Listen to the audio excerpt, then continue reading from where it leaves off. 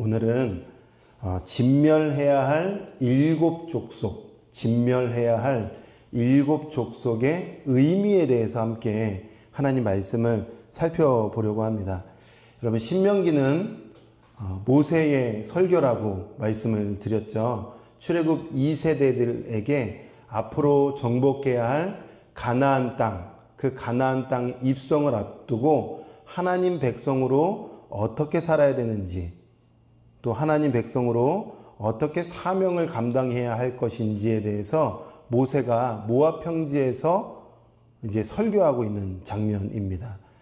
지난주에 1장부터 4장까지 이제 전체를 다룰 수 없었기 때문에 4장의 아주 중요한 부분을 말씀을 드렸어요. 그것은 무엇이냐면 율법, 규례와 법도를 듣고 지켜 행하라, 준행하라, 이것을 말씀을 드렸죠. 오늘은 5장부터 27장까지 두 번째 설교 부분에서 7장에 대한 부분을 함께 우리가 좀 생각해 보려고 합니다. 어떠한 성도님이요, 성경을 읽다가 심각한 질문, 또 심각한 물음에 빠진 거예요. 어떤 물음이냐면, 목사님, 어떻게 사랑의 하나님께서 가나안 백성의 남녀노소를 진멸시키라고 명령하실 수 있나요? 이게 사랑의 하나님 맞습니까? 저는 구약의 하나님 너무 무서워서 믿기가 참 힘들 것 같아요. 이렇게 질문들을 많이들 하십니다. 마르시오는 이런 이야기를 했어요. 구약의 하나님은 무자비하고 진노하시는 신이고, 신약 성경의 사랑과 용서의 하나님과는 전혀 다른 신이다 라고 주장하면서 구약의 하나님을 부정하고 구약을 기독교 성경에서 제외시켜야 된다, 이렇게 심각한 오류에 빠지는 일들도 있었습니다. 어디를 근거했냐면 오늘 본문을 근거로 그렇게 하나님은 무서운 하나님이야, 하나님은 무자비하신 하나님이야, 이렇게 생각했더라는 거죠. 왜냐하면 오늘 아주 중요한 단어 중에 하나인 진멸하라, 이거 도저히 받아들이기 힘들었기 때문에 그런 거죠. 그런데요, 구약 학자들도요, 이 부분을 난제로 여기고 있습니다. 그래서 2015년도에 구약의 학자들이 다 모여가지고 이걸 어떻게 이해할 것이냐, 일곱 족속을 진멸하라는 게 무슨 의미냐, 정말 진멸하라는 거 맞냐, 아니면 그냥 좀 이렇게 마음을 다해서 좀 이렇게 땅 정복을 하라는 그런 의미였냐, 막 옥신각신 여러 의견들이 있었습니다. 여러분, 이 일곱 족속을 진멸하라는 의미가 무엇이고 오늘날로 우리가 받아들인다면 어떻게 받아들여야 될 것인가, 이 부분을 좀 깊이 고민해 볼 필요가 있죠. 자, 그런 점에서 우리 1절과 2절은 제가 다시 한번 읽어볼게요. 내 하나님 여호와께서 너를 인도하사 내가 가서 차지할 땅으로 들이시고 내 앞에서 여러 민족, 헷 족속, 기르가스 족속, 아모리 족속, 가나안 족속, 브리스 족속과 히위 족속과 여부스 족속, 곧 너보다 많고 힘이 센 일곱 족속을 쫓아내실 때에 내 하나님 여호와께서 그들을 내게 넘겨 내게 치게 하시리니 그때 너는 그들을 진멸하라고 말씀하세요. 진멸하라. 그러니까 하나님의 명령, 아주 중요한 명령은 뭐냐면 가나안 땅에 들어가서 출애굽 2세대들이 해야 할 일이 있는데 그것이 무엇이냐면 진멸하는 겁니다. 누구를 진멸해야 되냐면 일곱 족속을 진멸하라고 하고 있습니다. 그런데 왜 일곱 족속이라고 표현하냐면, 여러분, 7은 의미가 있는 숫자예요. 늘 구약에서 또 신약에서 숫자는 의미가 있습니다. 7은 어떤 의미일까요? 완전. 그러니까 어찌 보면은 조금 의역해 보면 완전히 그 땅에 있는 족속들을 진멸해야 된다, 이런 의미로 우리가 해석할 수 있겠죠. 그런데 오늘 우리 성도님들과 조금 재미나고 좀 깊은 이야기를 하고 싶은 건 뭐냐면, 진멸이라는 단어가 원어로 헤렘이라는 단어입니다. 이거 좀 기억하시면은 신앙생활에 도움이 많이 됩니다. 헤렘. 헤렘의 뜻은 진멸이죠, 당연히. 근데 두 가지 의미의 측면에서 뜻이 있어요. 두 가지. 어떤 측면이 있냐면 하나님의 공의, 심판이라는 의미에서의 뜻은 진멸하라는 겁니다. 멸하라, 사라지게 해라, 다 없애라, 이런 뜻이에요. 그러니까 공의적 측면에서 헤렘은 어떤 뜻이라고요? 멸하라, 사라지게 해라, 다 없애라, 이런 거죠. 그래서 사람들뿐만 아니라 그 가나안 사람들이 키우고 있는 가축도 없애야 되고요. 그들이 갖고 있는 물품도 다 취하면 안 되는 겁니다. 이게 헤렘입니다. 손 대지도 말고 취하지도 말고 만지지도 말고 명령에 따라서 다 없애라. 또 두 번째 측면에서의 헤렘은 뭐냐면, 그러니까 은혜적 측면에서는 구별되다. 너 구별되라. 온전히 드려라. 이런 뜻을 가지고 있는 것이 헤렘입니다. 헤렘. 여러분, 이 헤렘이라는 단어가 명령이 얼마나 중요한지요. 오늘 우리가 보는 이 신명기에서는 9번 이상 쓰였어요. 여호수아서는요, 다 헤렘이라는 단어로 거의 도배될 정도로 27번이나 나옵니다. 그러니까 하나님이 그토록 세상에 들어가는, 즉 가나안 땅에 들어가는 하나님의 자녀들은 헤렘의 삶을 살기를 원한다는 거예요. 헤렘의 삶. 제가 성경을 연구하다가 너무 재밌었던 것 중에 하나는 뭐냐면, 구약 성경의 마지막은 말라기입니다. 말라기는 4장까지 있습니다. 그리고 4장의 마지막 절은 6절입니다. 6절의 마지막 단어, 구약의 마지막 단어는 뭐로 끝나냐면 헤렘으로 끝납니다. 그래서 성경에 보시면 다음 구절에 한번 보시면요. 말라기 4장 6절에 제가 한번 읽어드릴게요. 그가 아버지의 마음을 자녀에게로 돌이키게 하고 자녀의 마음을 그들의 아버지에게로 돌이키게 하리라. 돌이키지 아니하면 두렵건대 내가 와서 저주로 그 땅을 칠까 하노라 하시니라. 여기 저주란 단어가 헤렘이란 단어고요. 구약의 마지막은 헤렘으로 끝나는 거예요. 태초에 하나님이 모든 걸 지으셨는데 하나님의 창조의 목적에 맞게끔 하나님의 백성들이 살아야 되는데 죄가 들어오고 나서 세상은 하나님을 배격하고 반대편에 섭니다. 그거와 타협하고 그것과 섞이고 그것에 취하여 그거의 가치대로 살면 헤렘된다는 거예요. 헤렘. 진멸된다는 겁니다. 하나님의 저주가 임한다는 것입니다. 그래서 여러분 신앙생활하면서 정말 중요한 건 뭐냐면 헤렘입니다. 그렇다면 하나님 너무 무자비한 것 아니에요? 가나안의 7 족속 남녀 노소 다 죽이라는 것 너무 잔인한 명령 아닙니까? 그런데요, 이렇게 하나님께서 명령하신 이유 중에 하나는 그들이 상실했기 때문에 그래요. 뭘 상실했냐? 하나님으로 붙어 있는 것을 스스로 끊어냈습니다.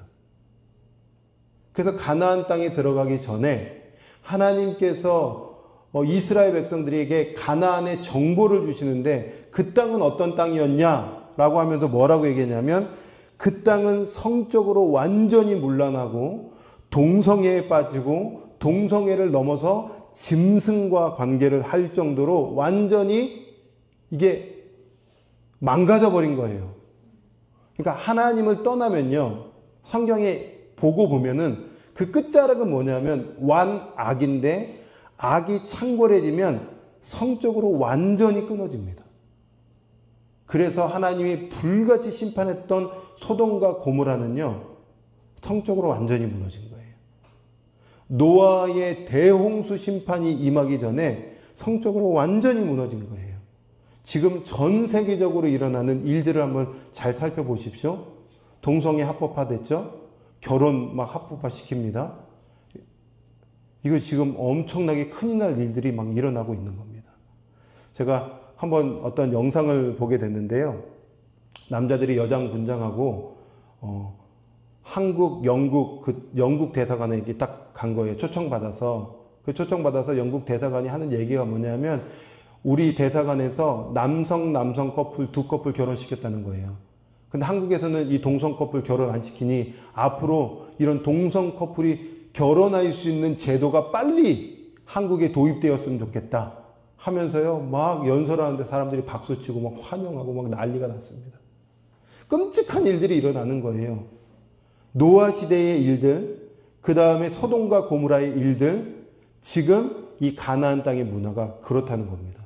근데 하나님이요, 얼마나 기회를 오랫동안 주셨는지 몰라요. 가나안 땅에. 한 번 잘못했다고 바로 치시려고 하는 것이 아니라 돌아와라, 돌이켜라, 돌이키면 산다. 이거를 가나안 백성들에게도 당연히 말씀하셨죠. 그런데요, 마음에 화인 맞으니까 돌이킬 마음이 없어요. 그래서 하나님의 끝은 심판이었던 겁니다. 누구를 통해서요? 이스라엘 백성들을 통하여 가나안 땅을 심판하시겠다. 그것이 진멸입니다. 그럼에도 불구하고 살아남은 사람들이 있어요.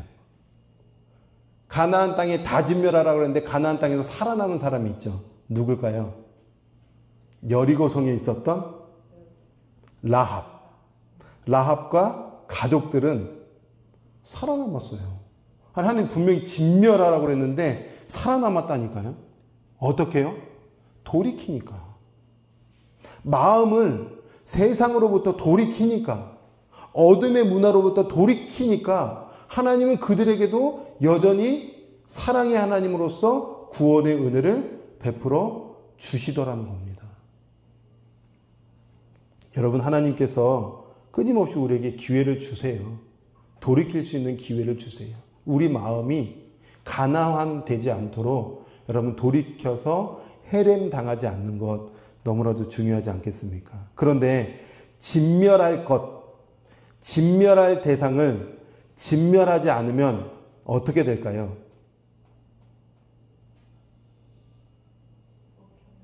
먹혀버려요. 이걸 또 다른 표현으로는 네가 해렘될 것이다. 이게 여호수아서의 강조점입니다. 한 번 더요. 꼭 기억하세요. 해렘할 것을 해렘하지 않으면 네가 해렘된다. 이게 성경의 핵심이에요. 보세요. 이스라엘 백성들의 요단강 건넜습니다. 그리고 첫 번째 성이 여리고성입니다. 난공불락의 성입니다. 무너지지 않습니다. 이건 어떠한 방법으로도요, 당시에 무너뜨릴 재간이 없습니다. 그런데 하나님이 방법을 주세요. 내 방법으로 싸워라. 하루에 한 바퀴, 마지막 7째 날에는 7바퀴, 그리고 함성을 질러라, 나팔을 불어라. 그런데요, 7번 돌고 완벽하게 하나님 방법으로 취하여 하나님 방법으로 갔더니 하나님께서 그 난공불락의 성을요, 하나님의 방법으로 무너뜨려요. 얼마나 행복했겠습니까? 그 다음 성은요, 그 다음 싸워야 될 성은 아이성이죠. 이건 작은 성이에요. 네. 그래서 여러분 그냥 쳐들어가도 이길 수 있었습니다. 그런데 난공불락의 성 여리고성은 무너뜨렸는데 아이성에서는 처절하게 실패합니다. 완벽하게 실패합니다. 왜요? 왜 실패했을까요? 7바퀴 안 돌아서요? 맞아요. 그 중에 여리고성에 있었던 것을 취한 사람이 있었어요. 해렘하라고 했거든요. 다 진멸하라고 했거든요. 가나안의 대상의 물품들을 취하지 말라고 했거든요. 그런데 취했던 사람이 있었던 거예요. 누구죠? 아간이 해렘할 것을 해렘하지 않자 그와 그의 가족들이 해렘당합니다. 진멸됐다는 거예요. 그래서 해렘할 것을 해렘하지 않으면 해렘당한다.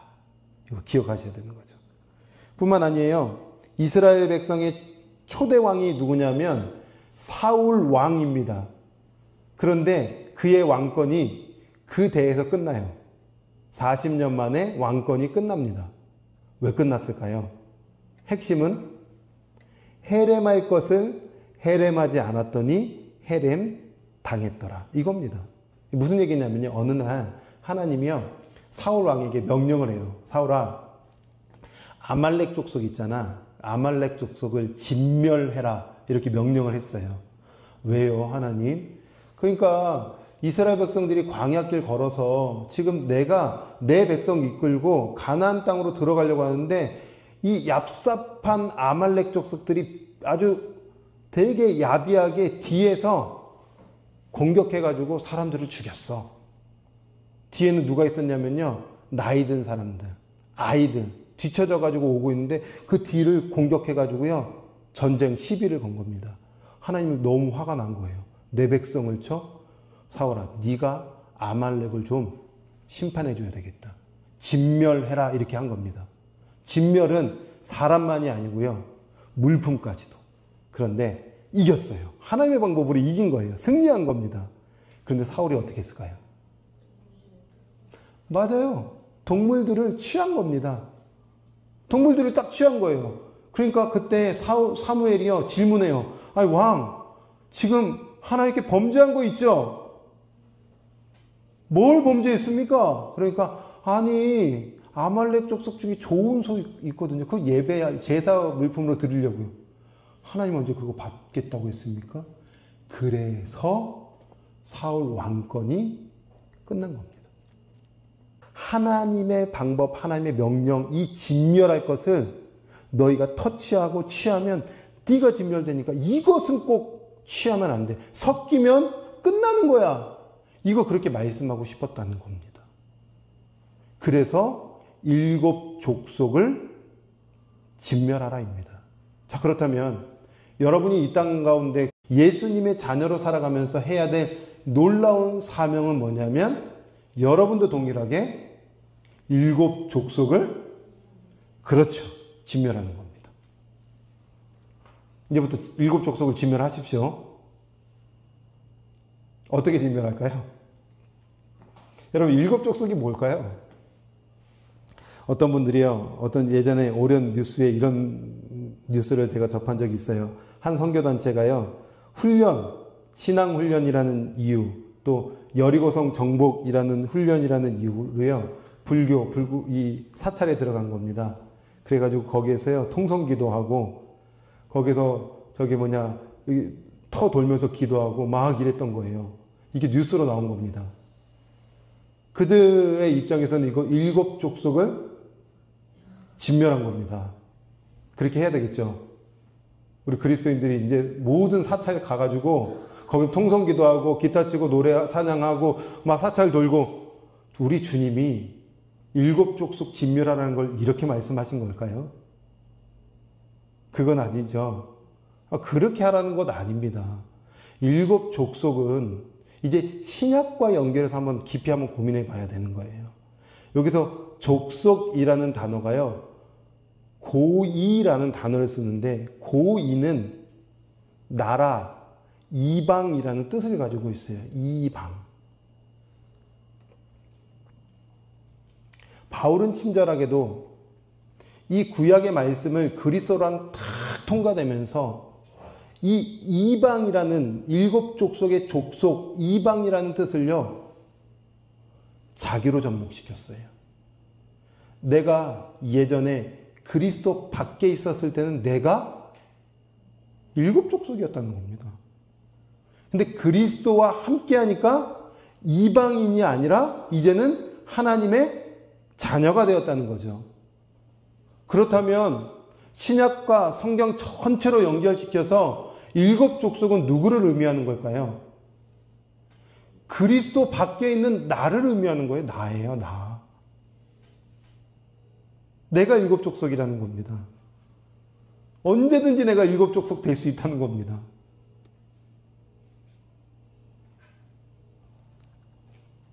네가 7 족속 아니냐.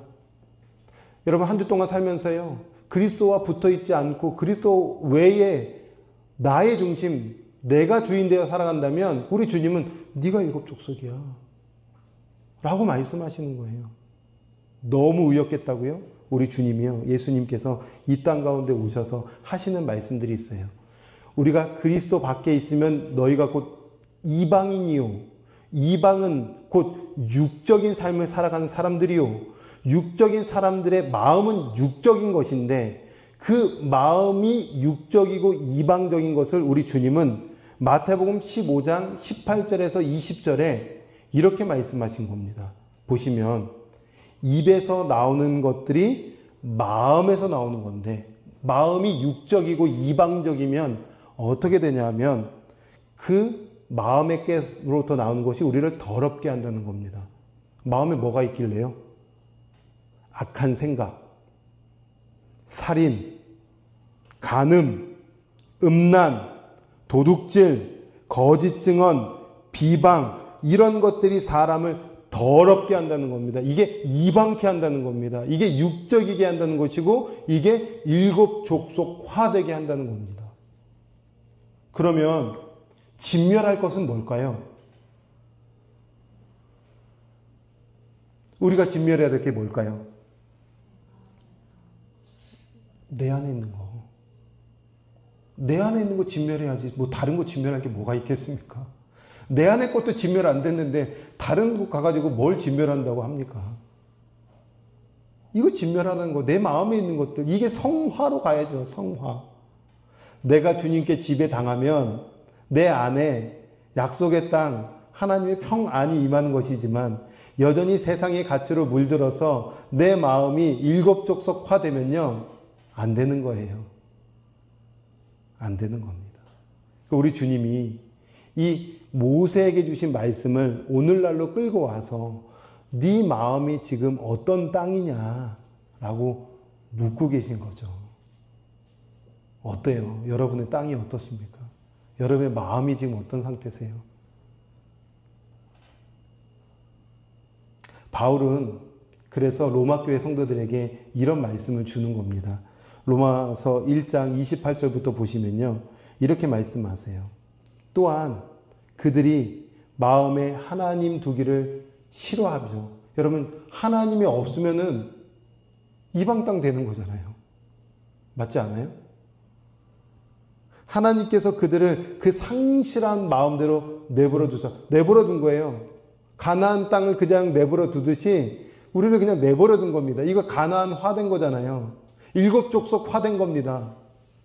이 안에 얼마나 음란과 도둑질과 살인과 분노와 분쟁과 하나님을 배격하는 마음의 상태가 막 일어나는지 모릅니다. 그래서 그 안에 뭐가 있어요? 곧 모든 불의와 추악과 탐욕과 악의가 가득한 자요, 시기, 살인, 분쟁, 사기, 악독이 가득한 자요, 수근수근하는 자요, 비방하는 자요, 하나님께서 미워하시는 자요, 능욕하는 자요, 교만, 자랑, 악을 도모하는 것, 부모를 거역하는 것, 우매한 것, 배약한 것, 무적한 것, 무자비한 것. 이거 다 가나안 아닙니까? 이거 지금 다 일곱 족속이 그대로 살아가고 있는 것 아닙니까? 마음이 가난된 겁니다. 근데 우리 주님이요, 모세오경 이 말씀을 딱 중에서 신명기 말씀 주시면서 우리에게 오늘 질문하고 있는 거예요. 다른 거 정복할 생각 하지 말고 네 마음부터 정복당해라. 제가 오늘 이 말씀을 한 주 동안 묵상하면서 제 마음에 얼마나 가난한 것들이 많이 올라오고 있는지 몰라요. 주님 앞에 이 말씀 붙잡고 또 기도하는 겁니다. 하나님, 제 마음이 좀 진멸당할 수 있도록 은혜 베풀어 주십시오. 제 마음의 일곱 족속이 좀 진멸당할 수 있도록 좀 은혜를 베풀어 주십시오. 세상 가치가 또 들어와요. 이거 싸우는 겁니다. 이거 싸우는 거예요. 여러분 요즘 이 시대에 얼마나 우리의 마음을 가난하게 만드는지 몰라요. 그 중에 하나가 뭐죠? 만몬입니다. 돈이에요. 다 돈입니다. 근데 여러분 역사적으로 보세요. 이렇게 새끼 먹는 적이 거의 없어요. 불과 100년 전만 해도요. 100년이 뭡니까? 우리 지사님 어렸을 때만 해도 먹고 사는 거 쉽지 않으셨잖아요. 그죠? 50년 전, 100년 전만 해도요. 하루에 한 끼, 두 끼 먹고 사는 게 이게 복이에요. 근데 오늘날 3끼 이상 먹었는데도요. 여전히 육적인 것에 혈안이 되어서요. 돈, 물질, 여기에 그냥 시선이 꽂혀 있는 겁니다.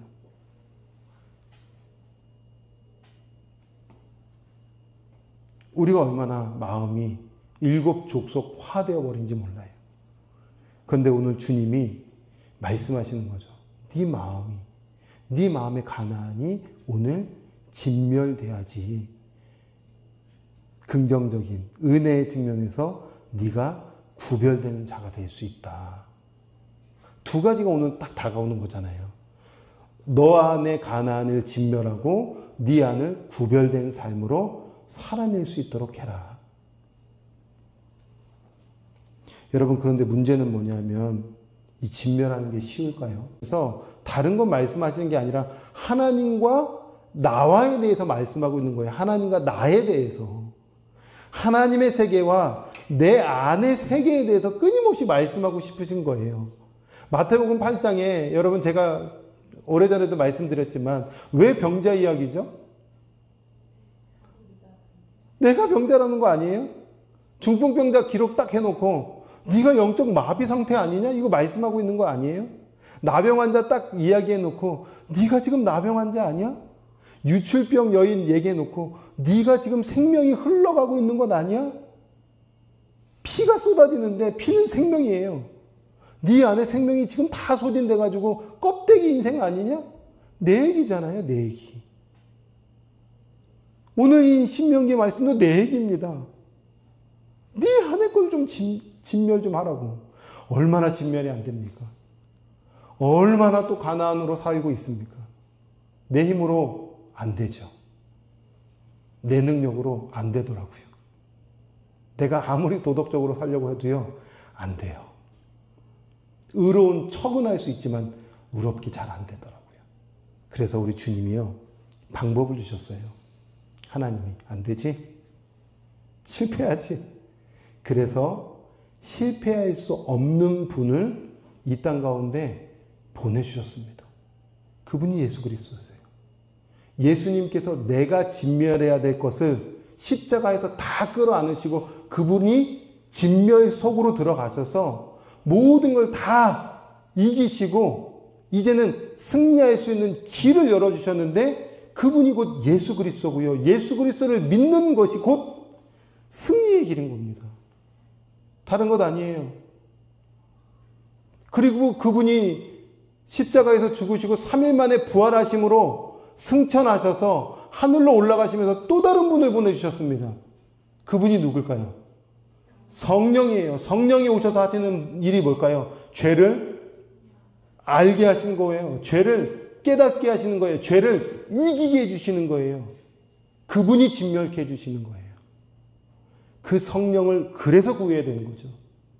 성령이 내 안에 임하시면 세상을 이길 수 있습니다. 성령이 충만하면 세상의 가치가 떨어져 나가게 되는 것입니다.